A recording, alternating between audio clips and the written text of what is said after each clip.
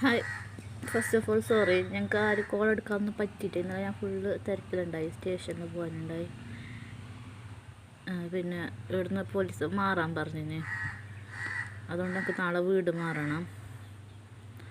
പിന്നെ ഫോണിൻ്റെ ഡിസ്പ്ലേ പോയിട്ട് ഉള്ളത്, അപ്പോൾ ടച്ച് ആവുന്നില്ല.